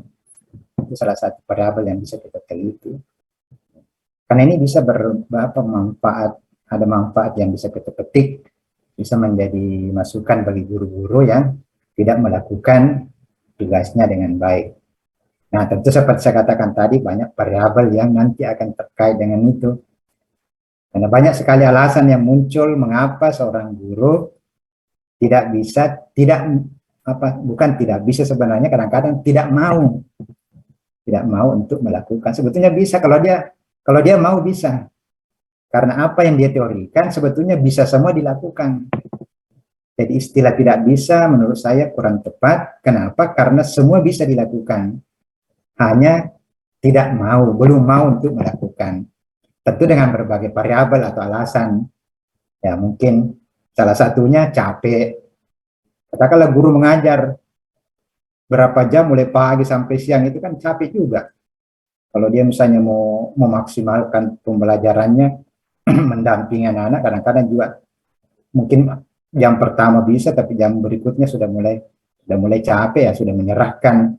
Kadang-kadang memberi tugas kepada anak-anak saja, memberi pengantar sedikit sudah kasih soal, ini anak soal kerjakan ya, nah, sudah anak-anak bekerja ya, dia sudah mulai duduk-duduk menikmati istirahatnya ya, menggunakan waktu itu untuk istirahat. Sebetulnya kalau dia mau bisa, tapi karena pada saat itu merasa ingin mau istirahat sedikit atau merasa capek dan sebagainya, sehingga tidak bisa memaksimalkan. Itu sebetulnya ya yang menjadi persoalan pokok, tingkat kemauan seorang guru, sehingga pembelajaran bisa berlangsung dengan baik. Dan menurut saya pribadi, kalau bisa dilaksanakan pembelajaran secara maksimal, maka saya merasa yakin bahwa masalah-masalah yang muncul itu bisa bisa dikurangi, walaupun yang namanya masalah tidak mungkin hilang ya. Sulit sekali menghilangkan masalah. Tapi yang dibutuhkan adalah bagaimana mengurangi masalah yang muncul di dalam kelas. Misalnya banyaknya anak-anak yang tidak termotivasi, tidak fokus, hasil belajarnya rendah, itu bisa kita bisa kurangi, kita bisa mengurangi, meminimalisir bagaimana meningkatkan hasil belajar dengan memaksimalkan pembelajaran yang dilakukan oleh guru. Tapi tentu tidak mudah ya. Karena salah satu misalnya seorang guru kan harus tahu karakteristik siswanya. Untuk memaksimalkan juga salah satu, guru harus kan tahu karakteristik siswa di dalam kelas itu. Setelah tahu karakteristiknya, maka guru bisa menerapkan kira-kira apa yang saya lakukan di kelas ini berdasarkan karakteristik siswa itu. Karena tidak semua kelas sama. Jadi bisa saja seorang guru di kelas A mengajar dengan cara A, di kelas B tidak bisa menggunakan cara A. Dia harus menggunakan cara B. Mengapa dia gunakan cara B? Karena di kelas B itu karakteristiknya lain. Ya, jadi tidak bisa disamakan semua. Misalnya cara ini bagus di kelas A, itu semua yang digunakan belum tentu cocok di kelas lain. Tentu ya. Contoh sederhana saja. Jadi bagus kalau kita selalu beri contoh supaya apa yang kita jelaskan itu bisa dipahami maksudnya. Begitu juga dalam mengajar sebenarnya ya, selalu perlu contoh-contoh. Karena kadang-kadang kalau kita berteori, kita membuat pernyataan, itu kan abstrak. Itu kan konsep ya. Kita mengungkapkan sebuah ide, itu kan konsep. Seperti saya katakan minggu lalu, konsep akan ide abstrak. Ide kita kan masih abstrak. Nah, untuk mengkonkretkan itu, ya kita coba berikan sebuah contoh. Nah, begitu juga dalam mengajar matematika ya. Makanya selalu kalau ada teori, konsepnya begini, kita berikan contoh penggunaannya itu. Ya. Apa tadi yang saya mau berikan contoh itu tentang apa tadi saya lupa. Tentang, ini kalau terlalu banyak bicara kayak. Ada tadi saya beri contoh, apa yang saya jelaskan terakhir tadi saya beri contoh.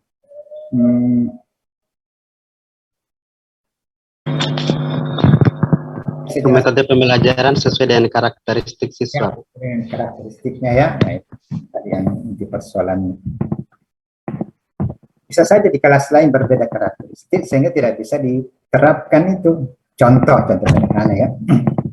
Misalnya di kelas ini kita gunakan pembelajaran misalnya kooperatif ya. Kooperatif yang modelnya ada kan banyak itu kooperatif itu banyak tipenya. Nah, tapi salah satunya adalah ada namanya dalam kelompok itu ada siswa yang bisa menjadi tentor atau apa sebagai apa kepada temannya, yang mengajari temannya itu apa namanya? Tutor sebaya. Sebaya, bukan tentor sebaya, tutor sebaya. Ya. Tutor sebaya. Jadi ada yang bisa menjelaskan kepada temannya. Ada juga salah satu model memang semua harus menjelaskannya. Seperti misalnya jigsaw itu, metode salah satu tipenya itu jigsaw. Misalnya dia ke tempat lain dulu, jigsaw itu kan dia ke tempat lain dulu, belajar bersama, ke kelompok lain belajar bersama, kemudian kembali ke kelompoknya untuk menjelaskan kepada temannya, itu salah satu ya, itu jigsaw. Salah satu tipe dari kooperatif. Jadi dia berada di suatu kelompok, membahas sesuatu, kembali ke kelompoknya untuk menjelaskan ke teman-temannya. Nah, mungkin di kelas A bisa diterapkan itu. Tapi ada kelas lain yang sulit sekali, siswanya ternyata sulit menjelaskan ke temannya. Ya. Kalau itu diterapkan, maka tentu sulit untuk jalan. Mengapa? Karena salah satu intinya adalah dia harus menjelaskan kepada temannya. Nah, tidak semua kelas, tidak semua siswa bisa melakukan itu. Tidak semua siswa yang begitu ya. Tapi ada memang kelas tertentu, kebanyakan di situ siswa bisa menjelaskan kepada temannya. Tapi ada kelas tertentu juga sulit sekali kalau diminta menjelaskan ke temannya tidak bisa. Ya. Salah satu karakteristik ya. Dan tentu juga banyak karakteristik lain yang menyebabkan kita tidak bisa menyamakan semua kelas yang saya maksudkan. Bagaimana kalau ada materi dihilangkan salah satu turunannya? Nah, tentu itulah sebetulnya perlunya memang tadi ada peta konsep. Jadi dalam merancang kurikulum itu kan sebetulnya dipetakan itu konsep secara keseluruhan, secara utuh. Jadi orang membuat kurikulum itu kan sudah dipetakan secara utuh ya. Secara utuh konsep-konsep itu terkait matematika. Itu kan hierarkis. Ya, hierarkis itu dan dasar untuk ada satu yang kan terputus. Nah, ketika terputus itu masalah besar dalam matematika. Beda kalau ilmu lain, beda. Sejarah tentang laut, belajar tentang misalnya lingkungan laut ya, biota, atau tentang pegunungan, hutan dan sebagainya. Kalau dihilangkan salah satunya, ya tetap tidak ada masalah. Misalnya belajar tentang kehidupan di laut dengan kehidupan di gunung, tidak dipelajari di laut, tetap mempelajari kehidupan di gunung, tidak ada masalah. Karena tidak hierarkis, ya, tidak saling bergantung atau tidak menjadi prasyarat.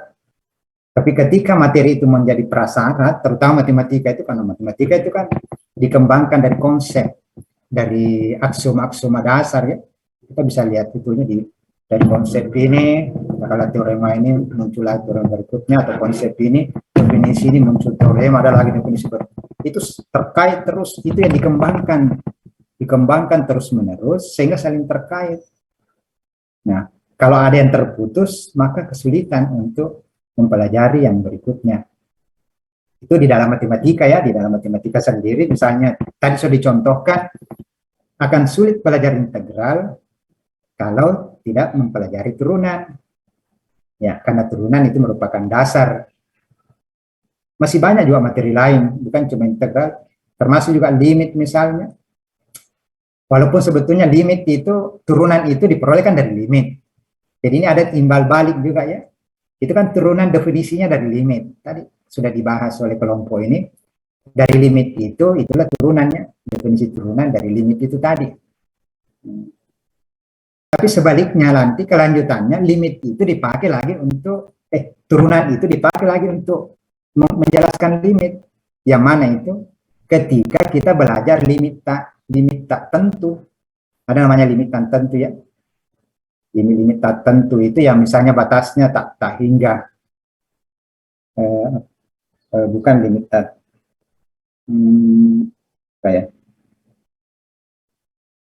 integral tak tentu ya, bukan. Nah, itu akan dipelajari menggunakan apa ya?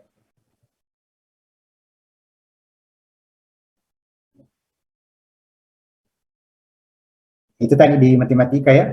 Jadi cukup banyak sebenarnya materi-materi yang kalau dihilangkan salah satunya akan bermasalah untuk materi berikutnya di dalam matematika sendiri. Lebih-lebih juga terhadap aplikasinya pada materi lain. Banyak sekali. Aplikasi turunan ke bidang studi lain itu banyak. Itu akan bermasalah ya.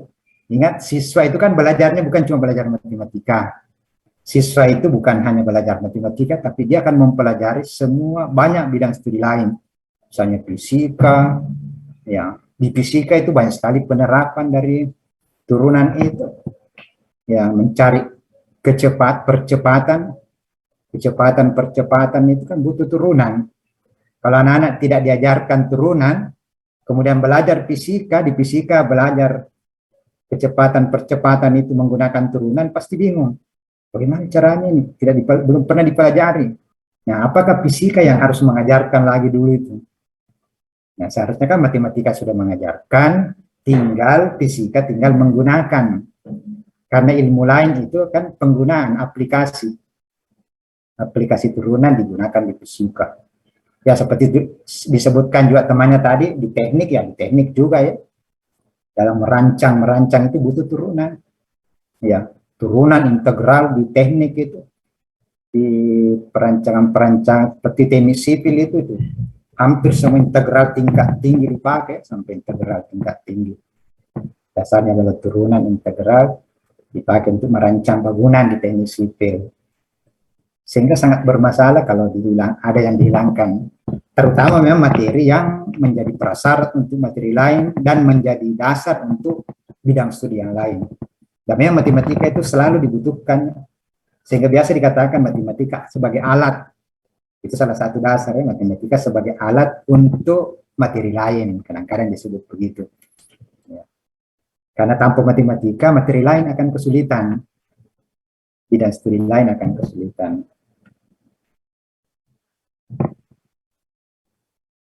Tadi juga masih disinggung mengenai pemahaman konsep ya. Konsep itu memang ya, kalau kita lihat indikatornya konsep itu kan ada beberapa. Salah satunya saya sebutkan minggu lalu, bisa menyebutkan yang mana contohnya dan yang mana bukan contohnya. Itu salah satu indikasi ya, bahwa anak tahu konsepnya itu, dia bisa menunjukkan yang mana contoh turunan dan yang mana bukan contoh. Tapi itu baru satu ya, masih banyak yang lain. Apa yang lain ya, bisa saja misalnya menerapkan konsep itu dalam menyelesaikan masalah dengan menggunakan algoritma. Algoritma itu kan biasanya berdasarkan konsep. Berdasarkan konsep dibuatlah algoritma atau dibuatlah sebuah rumus ya. Ya. Sebetulnya teori rumus-rumus yang biasa itu pada dasarnya kan berasal dari konsepnya. Sehingga penerapan penyelesaian masalah berdasarkan itu tadi itu bisa dikategorikan memahami konsep. Apalagi ya, tentu masih banyak ya. Misalnya lagi menyatakan ulang konsep itu juga salah satu ya indikator dari pemahaman konsep. Jadi siswa bisa menyatakan ulang konsep itu. Dia bisa menyatakan kembali, ya kita sudah jelaskan secara teori, dia bisa menyatakan ulang dengan kalimatnya sendiri, dengan kata-katanya sendiri, tidak harus persis sama dengan penjelasan guru, tapi dia bisa memberikan penjelasan, menyatakan kembali konsep itu dengan kalimatnya sendiri. Yang penting intinya ada. Dia bisa menjelaskan kembali dengan kalimatnya, tapi inti-inti dari konsep itu yang kita maksud itu ada. Beberapa indikator ya. Kalau kita lihat di penelitian ya, bisa juga kalau ada yang mau meneliti tentang pemahaman konsep, ada beberapa indikatornya pemahaman konsep. Ya. Bisa juga, ini penting juga ya, salah satu indikatornya adalah bisa menyatakan konsep itu ke dalam berbagai representasi. Ini penting juga ya. Dalam berbagai representasi. Yang mana itu yang dimasuk ke dalam berbagai representasi? Ya misalnya konsep itu dia bisa mungkin membuat dalam bentuk simbol, bisa juga dalam bentuk kalimat, bisa juga dalam bentuk misalnya grafik. Itu kan berbagai presentasi. Dia bisa mengubah-ubah ya, dari grafik misalnya dari simbolik ke grafik, dari grafik ke kata-kata. Nah itu menunjukkan suatu pemahaman konsep yang cukup tinggi kalau begitu. Jadi kalau ada anak-anak yang bisa mengubah-ubah konsep itu dalam berbagai perwajahan adalah representasi ya, secara istilah itu representasi itu. Kalau anak-anak bisa merubah-rubahnya itu termasuk pemahaman tingkat tinggi, dianggap cukup bagus pemahamannya. Ya. Jadi kalau misalnya ada kalimat, kita buat dalam bentuk kalimat, dari kalimat itu dia bisa buat dalam bentuk simbol. Konsep yang kita nyatakan dalam bentuk kalimat, dia bisa simbolkan. Dia bisa buat dalam bentuk gambar, itu kan membuat representasi lainnya. Itu merupakan sebuah pemahaman konsep yang cukup bagus. Karena kalau anak-anak tidak paham konsepnya, bagaimana caranya membuat simbolnya kalau tidak paham konsepnya? Bagaimana caranya menggambarkannya kalau tidak paham konsepnya? Seperti tadi sekannya, fungsi atau kemiringan, tangan alfa atau sekan itu tadi, atau kemiringan garis, kalau dia tidak paham tentu sulit untuk menggambarkannya. Dia akan kesulitan untuk menggambar. Bagaimana menggambarkan itu kemiringan garis. Ya. Setelah itu bagaimana membuat simbol-simbolnya dalam bentuk tadi limit-limitnya. Limit fx tambah h dalam f dalam kurang x tambah h kurang fx per x kurang h itu. Bagaimana menyimbol-simbolkan seperti itu? Kalau tidak paham, tidak mungkin dia bisa simbolkan. Sehingga merupakan pemahaman yang cukup bagus. Dan kalau itu terbiasa anak-anak dengan itu, dia pahami dengan baik. Sehingga ketika nanti diberikan soal HOTS itu yang tingkat height-nya tinggi, maka kalau dia paham konsepnya, maka dia bisa merepresentasikan dulu permasalahan itu. Dia bisa menyajikan secara sederhana. Jadi kalau ada masalah height tadi itu, HOTS tadi itu yang begitu rumit, itu bisa dia representasikan dulu dalam bentuk sederhana. Mungkin dalam bentuk grafik, simbol-simbol dan sebagainya, dia coba padu-padukan, sehingga masalahnya menjadi sederhana. Atau masalahnya bisa menjadi lebih mudah diselesaikan. Mengapa lebih mudah diselesaikan? Karena sudah jelas. Permasalahan itu menjadi jelas kalau kita simbolkan, kita buatkan grafik, sehingga kelihatan kaitan-kaitan antar konsep itu. Dari kaitan konsep itu nanti anak-anak bisa melihat, oh saya harus mengerjakan ini dulu. Kan biasanya soal cerita itu kan biasanya panjangnya, ada beberapa konsep, akan sulit kalau hanya membaca ceritanya. Tapi kalau cerita itu kita bisa gambarkan dalam satu gambaran yang sederhana, maka terlihatlah kaitan antar konsep. Dari situ kita bisa melihat, oh saya harus cari ini dulu. Saya harus cari ini dulu, karena kalau saya dapat ini, maka saya bisa gunakan untuk mendapatkan ini. Nanti kalau saya dapat ini, saya bisa menggunakan untuk mendapatkan ini, maka terjawablah pertanyaan dalam masalah. Itu kira-kira gambarannya ya. Kalau masih dalam bentuk cerita kalimat, itu kan sulit. Tidak ditahu sebetulnya ini apa kaitan-kaitan dari konsep itu. Kira begitu ya. Bagaimana yang memahami konsep tentu sangat membantu dia untuk bisa merepresentasikan, menyajikan masalah secara sederhana, karena dia paham konsepnya, dia bisa mengait-ngaitkan konsepnya, apalagi dia mampu menggambarkannya secara sederhana, sehingga masalah yang begitu rumit, kelihatan begitu rumit masalahnya waktu dalam masih kalimat-kalimat itu panjang sekali, tapi setelah dituangkan dalam bentuk gambar, dipadukan dengan simbol-simbol, ternyata masalahnya cukup sederhana. Nah, sehingga lebih mudah dikerjakan, diselesaikan. Kelihatannya sudah hampir luhur ya. Baik, untuk hari ini saya katakan tadi, kita maklumi karena ini puasa, tidak boleh juga terlalu banyak bicara, nanti habis suara. Habis energi ya. Barangkali itu yang saya mau sampaikan.